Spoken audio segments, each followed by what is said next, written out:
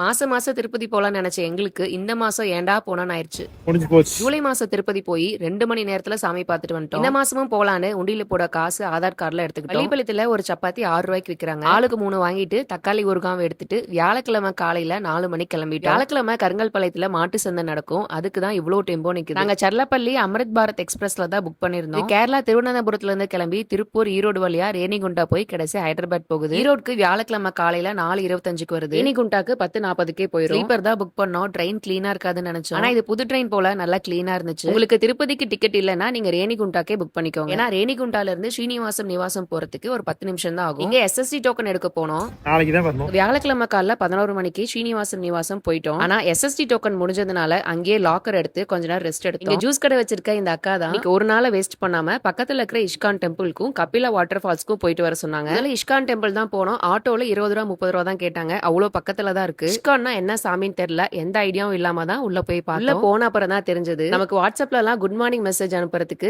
இந்த கிருஷ்ணன் ராதை போட்டோ தான் அனுப்புவாங்க. போட்டோ விட நேர்ல ரொம்ப அழகாவும் ஒவ்வொரு நாளைக்கு ஒவ்வொரு மாதிரி அலங்காரம் பண்ணுவாங்கன்னு சொன்னாங்க. கூட நிறைய தோழிகளோட இந்த மாதிரி கிருஷ்ணர் இப்படி பாக்குறது இதுதான் ஃபர்ஸ்ட் டைம். அடுத்து கபிலா தீர்த்தம் போனோம். இந்த வாட்டர் ஃபால்ஸ்ல குளிக்கலாம்னு சொன்னாங்க. ஆனா நாங்க போனப்ப மழையும் இல்ல, அதனால தண்ணியும் இல்ல. பார்த்துட்டு நாங்க லாக்கர் எடுத்த ஸ்ரீனிவாசம் காம்ப்ளெக்ஸ்லயே நைட் 7 மணிக்கு சாப்பாடு கொடுத்தாங்க. சாப்பிட்டு அங்கேயே 20 ரூபாய்க்கு பிளாங்கெட் அண்ட் பில்லோ எல்லாம் தராங்க. வாங்கிட்டு ஒரு 4-5 மணி நேரம் தான் தூங்கி இருப்போம். வெள்ளிக்கிழமை காலைல 4 மணிக்கு எஸ்எஸ்சி டோக்கன் கொடுக்க ஆரம்பிச்சிட்டாங்க. சனிக்கிழமை சாயந்தரம் 6 மணிக்கு தான் தர்ஷன் டைம் போட்டிருந்தாங்க. நல்ல வேலையா அன்னைக்கு நைட்டு திருமலையிலேயே 50 ரூபா ரூம் கிடைச்சிருச்சு. இதுக்கு ஒரு சீக்ரெட் இருக்கு, நான் அடுத்த வீடியோல சொல்றேன்.